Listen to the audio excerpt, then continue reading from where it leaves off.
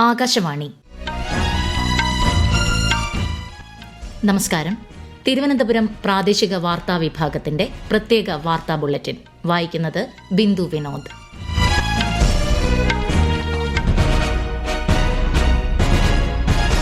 പാകിസ്ഥാനുമായുള്ള വെടിനിർത്തൽ കരാറിന്റെ പശ്ചാത്തലത്തിൽ പ്രധാനമന്ത്രി നരേന്ദ്രമോദിയുടെ വസതിയിൽ ഉന്നതതല യോഗം ചേർന്നു.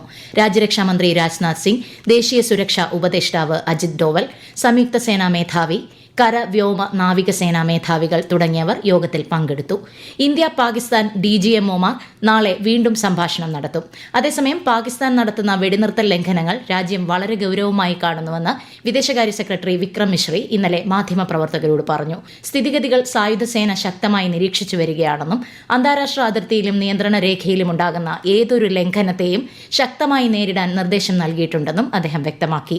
ഇന്ത്യ പാകിസ്ഥാൻ വെടിനിർത്തലിനെ പ്രശംസിച്ച് ലോക നേതാക്കൾ ഇരു രാജ്യങ്ങളും തമ്മിലുള്ള സംഘർഷം കുറയ്ക്കാനുള്ള സുപ്രധാന നീക്കമാണിതെന്ന് അവർ അഭിപ്രായപ്പെട്ടു. UN secretary general Antonio Guterres, British വിദേശകാര്യ സെക്രട്ടറി ഡേവിഡ് ലാമി ഉൾപ്പെടെയുള്ളവരാണ് വെടിനിർത്തലിനെ സ്വാഗതം ചെയ്തത്. ഓപ്പറേഷൻ സിന്ദൂർ വെറുമൊരു സൈനിക നടപടി മാത്രമല്ലെന്നും ഇന്ത്യയുടെ രാഷ്ട്രീയവും സാമൂഹികവും തന്ത്രപരവുമായ ഇച്ഛാശക്തിയുടെ പ്രതീകമാണെന്നും രാജ്യരക്ഷാമന്ത്രി രാജ്നാഥ് സിംഗ്. ലക്നൌവിൽ BrahMos aerospace integration and testing ഫെസിലിറ്റിയുടെ ഉദ്ഘാടനം ഓൺലൈനായി നിർവഹിക്കുകയായിരുന്നു അദ്ദേഹം. ഭീകരവാദത്തിനെതിരായ രാജ്യത്തിന്റെ ഇച്ഛാശക്തിയുടെയും സൈനിക ശക്തിയുടെയും ദൃഢനിശ്ചയത്തിന്റെയും പ്രകടനമാണ് ഓപ്പറേഷൻ സിന്ദൂർ.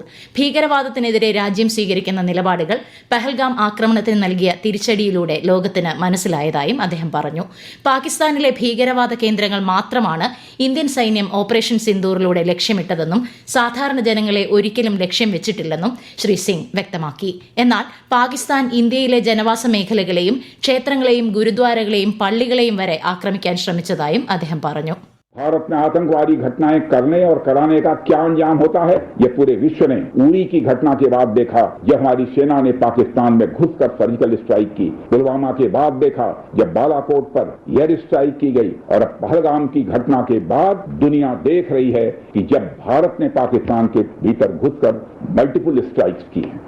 ദേശീയ സാങ്കേതിക ദിനത്തിൽ തന്നെ ഈ പുതിയ കേന്ദ്രത്തിന്റെ ഉദ്ഘാടനം നടന്നത് പ്രധാനമാണെന്നും ബ്രഹ്മോസ് എയ്റോസ്പേസ് കേന്ദ്രം രാജ്യത്തിന്റെ പ്രതിരോധ ശക്തി കൂടുതൽ മെച്ചപ്പെടുത്തുന്നതിന് സഹായമാകുമെന്നും ശ്രീ രാജ്നാഥ് സിംഗ് പറഞ്ഞു. ലോകത്തിലെ ഏറ്റവും വേഗതയേറിയ സൂപ്പർസോണിക് ക്രൂയിസ് മിസൈലുകളിൽ ഒന്നായ ബ്രഹ്മോസ് ഇന്ത്യൻ സായുധ സേനയുടെ ഭീകരതയ്ക്കെതിരെയുള്ള പ്രതിരോധത്തിന്റെയും അതിർത്തികൾ സംരക്ഷിക്കുന്നതിനുള്ള പ്രതിബദ്ധതയുടെയും സന്ദേശമാണെന്നും രാജ്യരക്ഷാമന്ത്രി വ്യക്തമാക്കി. ഓപ്പറേഷൻ സിന്ദൂറിൽ തങ്ങളിൽ നിയുക്തമാക്കിയ ചുമതലകൾ കൃത്യതയോടെയും പ്രൊഫഷണലിസത്തോടെയും വിജയകരമായി നിർവഹിച്ചതായി ഇന്ത്യൻ വ്യോമസേന. ദേശീയ ലക്ഷ്യങ്ങളുമായി യോജിപ്പിച്ച് വിവേകപൂർണവുമായ രീതിയിലാണ് പ്രവർത്തനങ്ങൾ സേന നടത്തിയത്. പ്രവർത്തനങ്ങൾ ഇപ്പോഴും തുടരുന്നതിനാൽ വിശദീകരണം യഥാസമയങ്ങളിൽ നടത്തുന്നതാണെന്നും സ്ഥിരീകരിക്കാത്ത വിവരങ്ങളിൽ നിന്നും പ്രചാരണങ്ങളിൽ നിന്നും വിട്ടുനിൽക്കണമെന്നും വ്യോമസേന അഭ്യർത്ഥിച്ചു. അതിർത്തിയിലെ സംഘർഷത്തിന്റെ പശ്ചാത്തലത്തിൽ റെയിൽവേ സ്റ്റേഷനുകളിലും ട്രെയിനുകളിലും സുരക്ഷ ശക്തമാക്കി. റെയിൽവേ സ്റ്റേഷനുകൾ, പ്ലാറ്റ്ഫോമുകൾ, ട്രെയിനുകൾ, സ്റ്റേഷൻ യാർഡുകൾ എന്നിവിടങ്ങളിൽ സംശയാസ്പദമായ രീതിയിൽ വ്യക്തികളെയോ ഉപേക്ഷിച്ച നിലയിൽ ബാഗുകളോ കണ്ടാൽ ഉടൻ തന്നെ ബന്ധപ്പെട്ട കൺട്രോൾ റൂം നമ്പറിൽ അറിയിക്കണമെന്ന് റെയിൽവേ പോലീസ് അറിയിച്ചു. ഡൽഹിയിൽ കുടുങ്ങിയ വിദ്യാർത്ഥികൾക്ക് കേരളത്തിലെത്താൻ വേണ്ടി പ്രത്യേക ട്രെയിൻ അനുവദിച്ച് റെയിൽവേ മന്ത്രാലയം.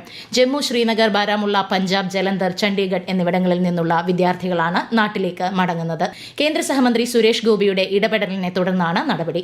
പഞ്ചാബ് കേന്ദ്ര സർവകലാശാലയിലെ മലയാളി വിദ്യാർത്ഥികൾക്ക് നാട്ടിലേക്ക് മടങ്ങാൻ സഹായം ആവശ്യപ്പെട്ട് സർവകലാശാല വൈസ് ചാൻസലർക്കും കേന്ദ്ര വിദ്യാഭ്യാസ മന്ത്രിക്കും മന്ത്രി ആർ ബിന്ദു കത്തയച്ചു. വിദ്യാർത്ഥികളെ സുരക്ഷിതരായി നാട്ടിലെത്തിക്കാൻ സർക്കാർ നടപടികൾ സ്വീകരിച്ചു വരുന്നതായി മന്ത്രി പറഞ്ഞു.